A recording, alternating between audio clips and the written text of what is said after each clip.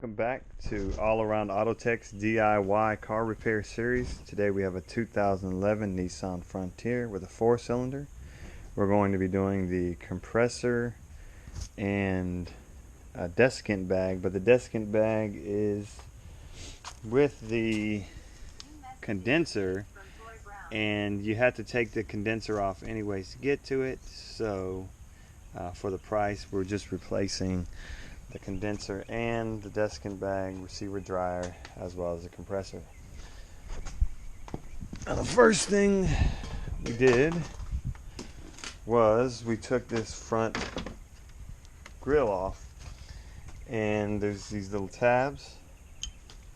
Take off with this, 6 of them, and then you slide out these little pieces from here by pushing up on this little tabs, and there is 8 of them, and then it'll just slide out. And then you want to get access over here, so I'm going to take this clip off and then pull that out, and then move on to the next step.